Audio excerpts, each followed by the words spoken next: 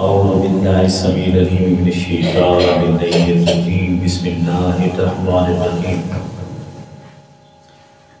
قل إن كنتم تحبون الله فاتبعوني يحببكم الله صدق الله مولانا العظيم وصدق رسوله النبي الكريم نہایت ہی واجب الاحترام بزرگوں دوستوں عزیز ساتھیوں، ہم بحمد اللہ تعالی اللہ رب العزت کی خالص محبت اور تعلق کے بندگی کے عنوان سے آج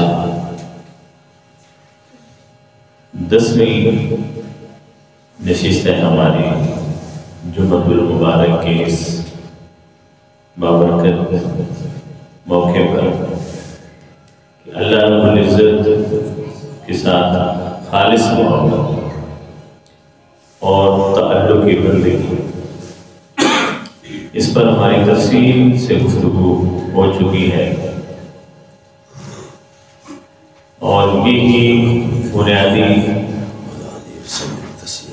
عنوان اور موضوع ہے بندہ مومن کے لیے۔ اس کے علاوہ باقی ساری چیزیں اضافی، اصل صرف اللہ رب العزت کے ساتھ جو بندے کا تعلق ہے، یہ بیس ہے، یہ بنیاد ہے، یہ اصل ہے، اور اسی کے لیے ہم بھیجے گئے۔ ہم جب بھی ہمارا کوئی پیارا جاننے والا دنیا سے رخصت ہوتا ہے تو ہم کہتے ہیں اِنَّا لِلَّهِ وَإِنَّا إِلَيْهِ رَاجِعُونَ۔ تو ہم نے یہ سمجھ لیا ہے بدقسمتی سے کہ یہ جب بندہ کوئی مر جائے تو اس وقت یہ پڑا جاتا ہے، حالانکہ یہ زندوں کے لیے ایک الارم ہے، اعلان ہے۔ جس سے ہم نے کہیں سفر پر جانا ہو تو ہم اپنے موبائل پر وقت کا الارم لگاتے ہیں تاکہ وہ بجے اور ہم یاد آ جائیں، ہم خبردار ہو جائیں، ہم تیار ہو جائیں اور سفر پر روانہ ہو جائیں۔ یا کوئی ضروری کام ہوتا ہے تو ہم ایک الارم لگاتے ہیں۔ یہ جو اِنَّا لِلَّهِ وَإِنَّا إِلَيْهِ رَاجِعُونَ یہ زندہ لوگوں کے لیے الارم ہوتا ہے، جس کا معنی یہ ہے سادہ سا کہ ہم اس کی طرف سے آئے ہیں، اللہ کی طرف سے، اور اسی کی طرف جانا ہے۔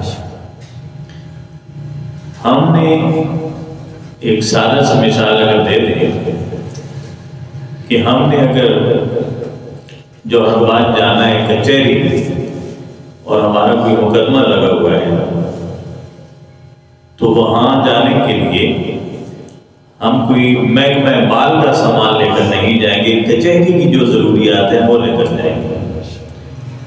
اگر محکمہ مال میں جانا ہے تو ہم کچہری کی یا کسی اور شعبے کی ساز و سامان لے کر نہیں جائیں گے، بلکہ وہ جو محکمہ مال کے لیے ہماری ضروریات ہیں وہ ساتھ لے کر جائیں۔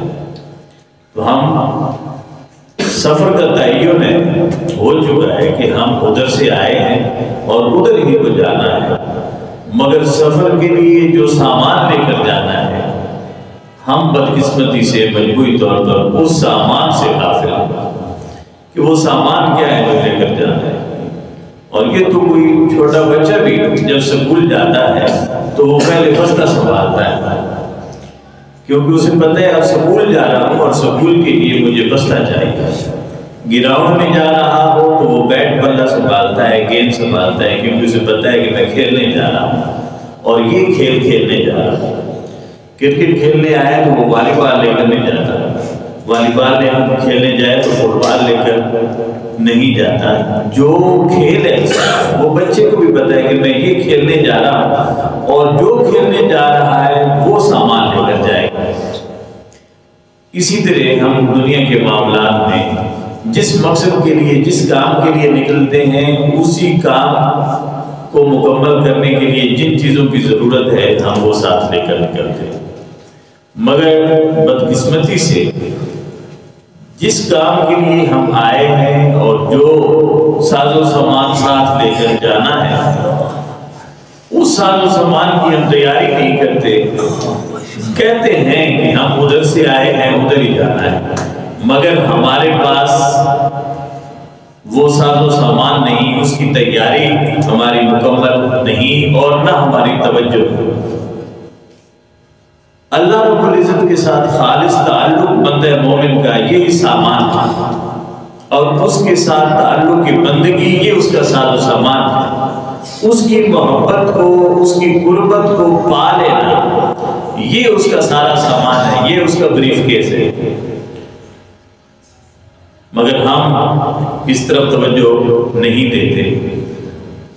اللہ رب العزت کے جو نیک اور صالح بندے ہیں، جنہیں ہم نیک اور صالح کہتے ہیں، پہلی بات تو یہ ہے کہ وہ نیک اور صالح اس لیے کہلاتے ہیں کہ وہ جس سفر پر نکلے ہیں اس سفر کی تیاری کر کے نکلے۔ وہ جس طرف جانا ہے انہیں، وہ اس سفر کی تیاری کر کے نکلتے ہیں اور ہر وقت اسی تیاری میں رہتے ہیں، اس لیے وہ نیک اور صالح اور صادقین کہلاتے ہیں، اللہ کے ولی کہلاتے ہیں، سچے لوگ کہلاتے ہیں۔ تو ہم انہیں اللہ کا ولی کہتے ہیں، مگر یہ بھی کبھی نہیں سوچا کہ وہ ولی ہوئے کیوں؟ اس لیے کہ وہ سامان انہوں نے باندھ رکھا ہے اپنے پاس جس کی وہاں ضرورت ہے۔ تو اللہ رب العزت کے جو نیک اور صالح بندے ہیں، اب یہ سمجھ لینا چاہیے کہ وہ لوگ جنہوں نے اپنی تیاری مکمل کر رکھی ہے اور ہر وقت اس کے لیے تیار رہتے ہیں، وہ لوگ وہ کہتے ہیں کہ اگر تیاری مکمل ہے اور ہر وقت تیاری کی کیفیت سے گزر رہے ہیں تو پھر اللہ رب العزت کے علاوہ ہر چیز کی خواہش، طلب، تڑپ، چاہت اپنے من سے نکال دو، اپنے من سے نکال دو۔ دنیا کے جملہ معاملات اور معمولات میں جتنی بھی بنیاد ہے وہ بنیاد اللہ رب العزت کی رضا رہنی چاہیے، دنیا کے تمام تر معاملات میں، یعنی عبادات میں بھی اور معاملات میں بھی۔ تو حضرت شبلی رحمۃ اللہ علیہ وہ فرماتے ہیں سمیت المحبت، محبت ہوتی کیا ہے؟ وہ کہتے ہیں محبت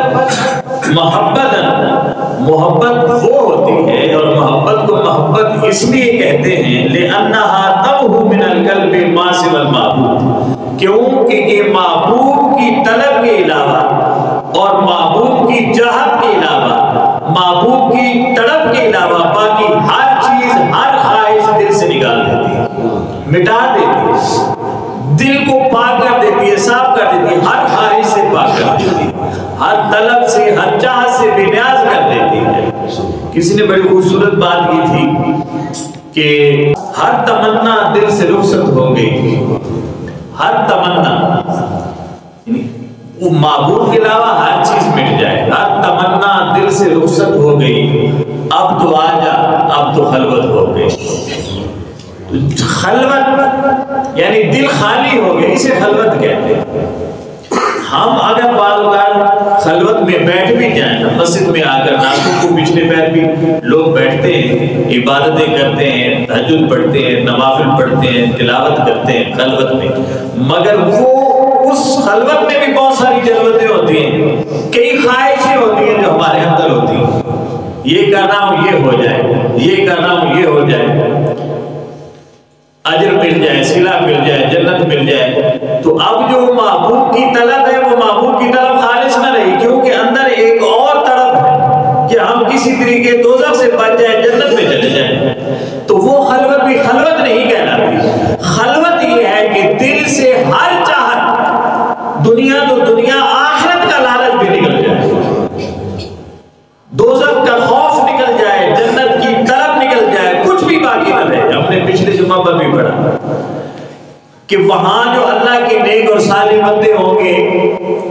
جنت میں چلے جائیں گے، تو وہ اللہ سے کہیں گے ہم اس لیے تو آئے ہی نہیں کہ ہم تیری جنت کی مزے لوٹیں گے، ہم سے تو نے اپنے دیدار کا وعدہ کیا، ہم تو جنت کے لیے نہیں آئے، ہمیں تو تیرا دیدار چاہیے، اور اسی دیدار کی طلب میں وہ ساری زندگی انہوں نے گزار دی۔ تو محبت کیا ہے؟ معبود کے علاوہ ہر چیز سے دل پاک ہو جائے، دل مکمل طور پر خلوت کدہ بن جائے، اور اس میں صرف اللہ اور کچھ نہ ہو۔ اب میں بار بار یہ کہتا ہوں کہ جب یہ بات ہو تو ذہنوں میں سوال اٹھتے ہی رہتے ہیں ذرا ہمارے، ہم کیونکہ دنیا کے لوگ ہیں، دنیا کے بندے ہیں، خواہشات نفس بے شمار، بہت ساری ہماری ضرورتیں، تو بڑا سادہ سا ایک سوال اٹھ جاتا ہے کہ یہ پھر صرف اللہ ہو تو پھر دنیا کے معاملات کدھر گئے، اولاد کدھر گئی، بیوی بچے کدھر گئے، مال روزگار کدھر گیا، رزق کدھر گیا، اڑوس پڑوس کدھر گیا؟ یہ اللہ کی طلب ہو تو یہ ساری چیزیں اس طلب میں موجود ہے، یعنی آپ کا جس سے بھی جو تعلق ہوگا وہ اللہ کے لیے ہوگا۔ اس کا مطلب ہے آپ کی طلب اللہ کی طلب، کسی کے کام آئے ہیں، کوئی خیر خواہی کی بات کی ہے، پیار سے محبت سے پیش آئے ہیں، کسی کا سہارا بنے ہیں، کسی کا ساتھ دیا ہے، تو یہ کیا ہے؟ یہ اللہ ہے، یہ اللہ کی طلب ہے۔ تو اللہ صرف عبادات میں شامل نہیں، عبادات سے بڑھ کر وہ معاملات میں شامل ہے، معاملات میں شامل ہے۔ حدیث میں اللہ رب العزت کے محبوب نے جو پڑوسی کے حقوق بتائے، اس میں کہیں نہیں لکھا کہ نفل پڑھ کر اسے بخش دینا، اس کے نام کا روزہ رکھ دینا، اس کے نام کا حج کر دینا، یہ عبادت ہے۔ نفل بھی عبادت ہے، روزہ بھی عبادت ہے، حج بھی عبادت ہے، لیکن حقوق میں ہی شامل نہیں، پڑوسی کے حقوق میں۔ حالانکہ نفل ہم پڑھتے ہیں، پڑھ کر بخشتے بھی ہیں، تلاوت کرتے ہیں، ختم کی تقریبیں ہوتی ہیں ہمارے ہاں، کل ہو گئے، 40 ہو گئے، جمعرات ہو گئے، یہ سارا ہے۔ تو کہیں بھی پڑوسی کے حقوق میں یہ شامل نہیں کہ آپ اس کے لیے نفل پڑھیں، اس کے لیے قرآن کی تلاوت کریں، یہ سارے ثواب ہیں، مگر یہ نہیں ہے کہ آپ اس کے لیے قرآن کی تلاوت کریں۔ میرے آقا فرماتے ہیں پڑوسی کا سب سے پہلا حق ہے کہ وہ بیمار ہو جائے تو اس کی خبر ہو، بیمار ہو جائے تو اس کی خبر ہو، مر جائے تو جنازے میں شرکت کرو، اس کا دفن کا ساز و سامان کرو، یہ اس کے حقوق میں شامل ہے۔ یعنی اس کا خیال، اب جو بیمار ہوا ہے تو آپ نے خبر لی ہے، تو اس کا مطلب ہے آپ کو خبر تھی کہ وہ بیمار ہے، تو جب خبر ہوگی اس پڑوسی کی، تو یہی تو ایمان کا اور اسلام کا مقصود ہے کہ آپ کو پڑوسی کی خبر ہونی چاہیے، پڑوسی کا دھیان رکھنا چاہیے۔ تو اس کا جو بنیادی حق ہے پڑوسی کا، وہ پڑوسی کا دھیان ہے۔ اب ہم ذرا سوچیں ہم کتنا زیادہ دھیان رکھیں۔ اگر ہم دھیان رکھیں پڑوسی کا تو یہ بھی اللہ کی بندگی ہے، یہ بھی اللہ کی بندگی ہے، اور یہ بھی یوں سمجھ لیں کہ آپ کے دل کے خلوت کرنے میں صرف اللہ رہتا ہے،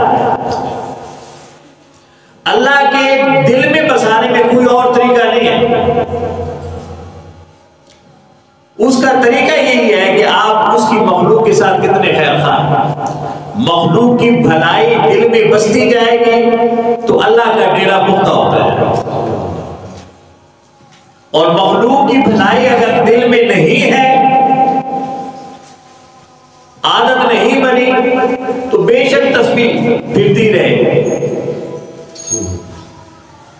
پھر اللہ کا ڈیرا وہ دل نہیں بن سکتا۔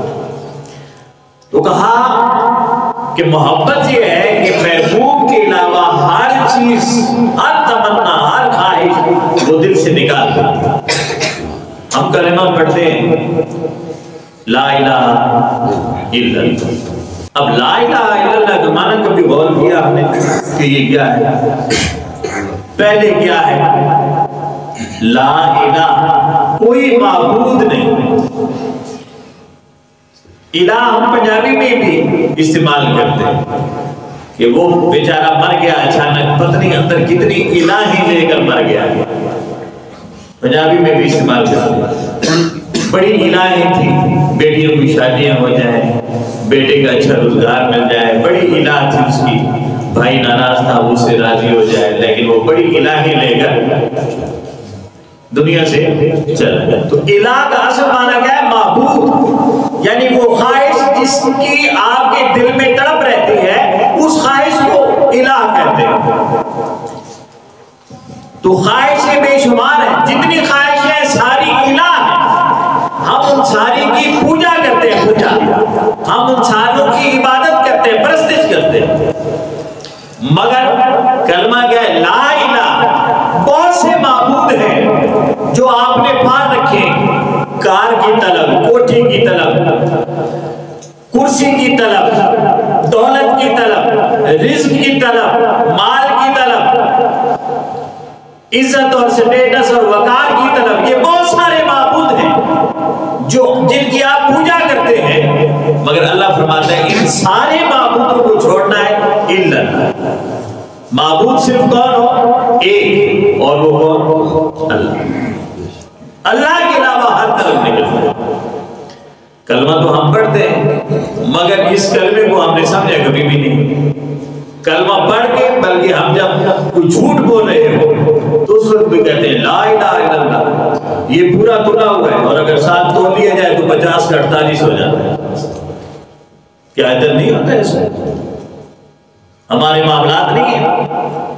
آلو کی بوری بھری لا الہ الا اللہ، پورے خالص ہے، موٹا آلو ہے، جب کھولیں گے وہاں تو اندر جو اس کا روڈ گولڈ نکلے گا، چھوٹے چھوٹے دانے پٹوں کی طرح، اخروٹ کے۔ گوبھی لا الہ الا اللہ جی، فریش پھول ہے، اندر جائیں گے سڑا گلا ہوا۔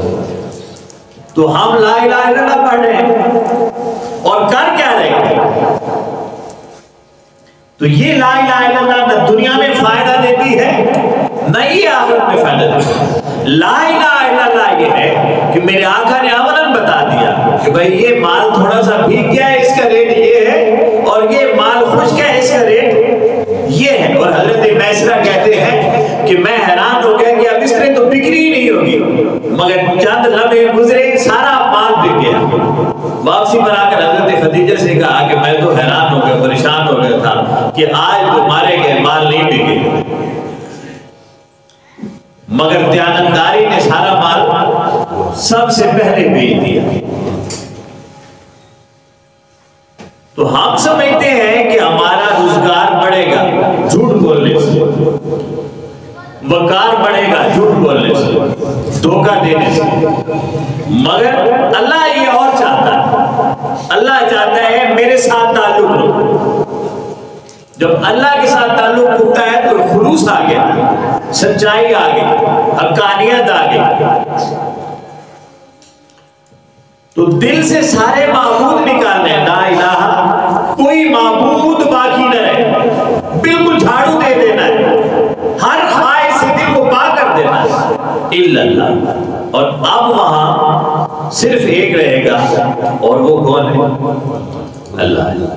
وہ یعنی پہلے جھاڑو دے کر اس گھر کو صاف کر، یہ نہیں کہ یہ بھی چیز رہے، یہ بھی رہے، یہ بھی رہے، اور ساتھ اللہ بھی رہے۔ بھائی شادی پر دو دشمن اکٹھے نہیں ہوتے، کہتے ہیں یا ساتھ ساتھ یا ماں ساتھ، اسی طرح کہتے ہیں یا اسے بلاؤ یا مجھے بلاؤ، وہ آئے گا تو میں نہیں آؤں۔ تو یہ اللہ اتنا سستا نہیں ہے، اتنا ہلکا نہیں ہے جتنا ہم نے سمجھ رکھا ہے معاذ اللہ، کہ وہ بھی رہے اور یہ بھی رہے، یہ ہو نہیں سکتا۔ تو ہمارے دل میں نفس کی خواہشات بھی رہے، دنیا کی طلب بھی رہے، اور ساتھ اللہ بھی رہے، یہ کیسے ہو سکتا ہے؟ وہ غیرت مند ہے، وہ اپنے دشمن کے ساتھ کبھی کمپرومائز نہیں کرتا۔ اگر ہم نہیں کرتے اس کے بندے ہو کر جو اس کی فطرت پر پیدا ہوئے ہیں، ہم نہیں کرتے تو وہ کیسے پیدا ہے؟ وہ کیسے یہ گوارا کر سکتا ہے کہ میں بھی رہوں اور میرا دشمن بھی رہے؟ تو اس لیے کہتا ہے نہیں، پہلے ہر معبود نکال، کیوں کہ ہر معبود اس کا دشمن ہے، ہر طلب اس کی دشمن ہے۔ تو ہر معبود نکال پھر میں آؤں گا۔ تو محبت کیا کہلائی؟ کہ معبود کے علاوہ کوئی بھی تمنا، کوئی خواہش دل میں باقی نہ رہے، دل سب سے پاک۔ پھر دیکھیں حضرت سیدھی سخت، یہ محبت ہے۔ جب محبت ہو گئی، دل میں محبوب بس گیا، دل میں محبوب بس گیا، اور اسی کے ساتھ آنکھ لگ گئی۔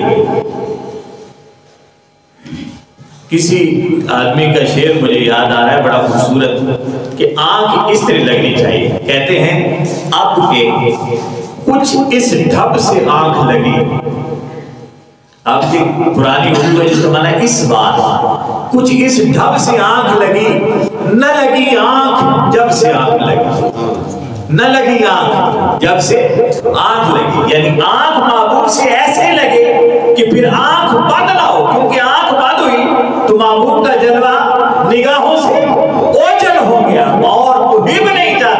کہ محبوب کا جلوہ نگاہوں سے اوجھل ہو جائے۔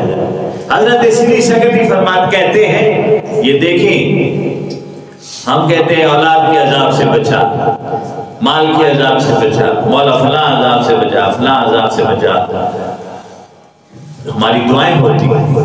اللہ کے جو بندے ہوتے ہیں جن کی ادھر آنکھ لگی ہوتی ہے اور جن کی آنکھوں میں ہر وقت جلوہ محبوب بسا رہتا ہے، وہ کیا کہتے ہیں؟ سری سکتی کہتے ہیں اللہم ما عذبتنی بشیء، مولا مجھے جو عذاب دینا چاہتا ہے دے، جو دینا چاہتا ہے دے۔ بڑی دعا ہے۔ ہم تو اس دعا کے الفاظ کو اگر سمجھیں تو تڑپ جائیں گے، ہم یہ کیا مانگ رہے ہیں اس سے رحمت مانگیں، اس سے مغفرت مانگیں، اس سے بخشش مانگیں۔ ہم مانگ کیا رہے؟ کہتے ہیں جو عذاب دینا چاہتا ہے تیری مرضی دے ہمیں عذاب، فلا تعذبنی بذل الحجاب، مولا مگر اپنے مکھڑے سے حجاب کا عذاب مجھے نہ دے، ہر عذاب دے مگر تیرے جلوے کو نہ دیکھنا، یہ مجھے عذاب، اس سے بڑا عذاب ہی نہیں کہ تو نظر نہ آئے، تو نظر نہ، اس سے بڑا عذاب ہی نہیں۔ اور دوستو میں بار بار کہہ رہا ہوں کہ جب آپ کے معاملات درست ہیں تو اس کا مطلب ہے اللہ آپ کے سامنے ہے، بے حجاب سامنے، اور اگر معاملات درست نہیں ہیں تو اس کا مطلب ہے محبوب نے حجاب کر دیا۔ اور سری سکتی کہتے ہیں مولا ہر عذاب تیرا مجھے منظور ہے مگر تیرے تجھ سے دوری کا عذاب اور تیرے حجاب کا عذاب یہ میرے لیے ذلت اور رسوائی ہے، مولا اس عذاب سے مجھے بچا، اس عذاب سے بچا۔ تو اللہ ہمیں بھی اس طرح غور کرنے کی توفیق عطا فرمائے کہ مولا ہمیں اس حجاب کے عذاب سے محفوظ رکھے، ہماری نظروں میں، ہماری نگاہوں میں، ہمارے دھیان میں ہر وقت اللہ موجود رہے، اور اگر یہ موجود رہے ہمارے دھیان میں، ہماری نگاہوں میں، ہمارے خیال میں، فہم و گمان میں اگر اللہ موجود رہے تو پھر دیکھیں ہمارا کوئی قدم غلط اٹھ سکتا ہے، ہماری کوئی فکر غلط ہو سکتی ہے، نگاہ غلط ہو سکتی ہے، زبان غلط ہو سکتی ہے۔ یہ ساری چیزیں اس لیے ہیں کہ ہمارا اور رب کا ابھی حجاب چل رہا ہے، بندے اور خالق کا بھی حجاب چل رہا ہے۔ اگر حجاب ہٹ گیا تو یہ چیزیں ختم ہو جائے، اور اگر یہ ختم ہو گئی تو سمجھ لو کہ بندے کا حجاب ہٹ گیا، بندے کا حجاب ہٹ گیا۔ حضرت سری سکتی رحمۃ اللہ علیہ مزید فرماتے ہیں اب دیکھیں ہم بھی پیر بناتے ہیں، ہم بھی مرید بنتے ہیں اور پیروں کو بھی چنتے ہیں، ہمارے اپنے چننے کے انتخاب ہیں، اپنے انتخاب ہیں۔ اب ادھر میں کیا جاؤں، معاشرے میں رہتے ہیں، مرید بنتے ہیں، پیر بناتے ہیں۔ سری سکتی رحمۃ اللہ علیہ کیا کہتے ہیں کہ ایک جو صالح اور نیک بندہ ہوتا ہے وہ کیسا ہونا چاہیے، کیسا ہونا چاہیے؟ کہا یہ للمرید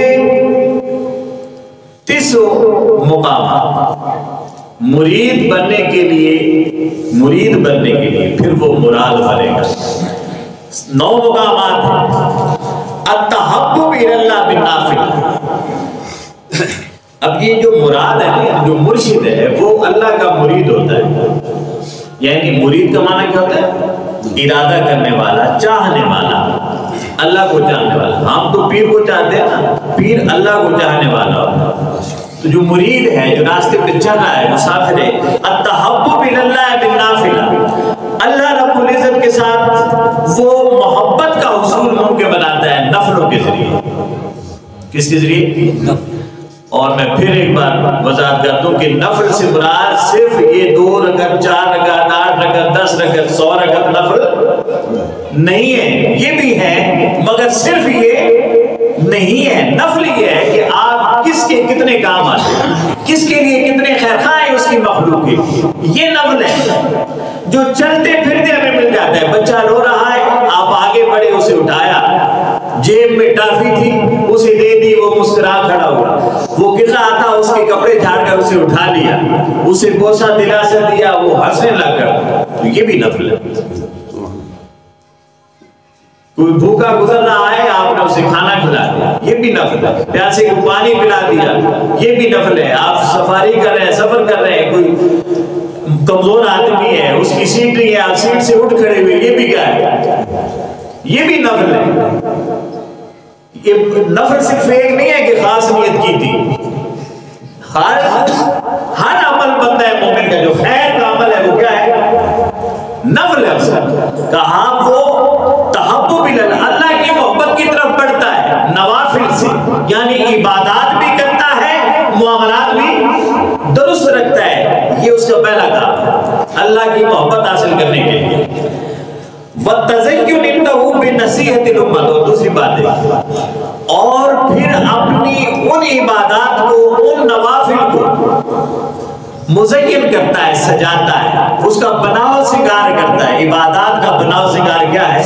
کہا بنصیحت الامہ، مخلوق کی خیرخواہی کرے، مخلوق کی خیرخواہی کرے۔ ایک کپڑے آپ لیتے ہیں نا تو کپڑے سلواتے ہیں، اچھی چھل سے سلوانے کی آج کے نوجوان خاص طور پر کوشش کرتے ہیں، وہ تب جا کر سجتا ہے، اچھی سلائی ہو، اچھا اس کا سارا کٹائی ہو، وہ بنا ہوا، تو جتنا سنورتا جائے گا اتنا نکھرتا جائے گا، اور بندہ پہنے گا تو اسے خوبصورت لگے گا، اور وہ اسے لگے گا، وہ اسے۔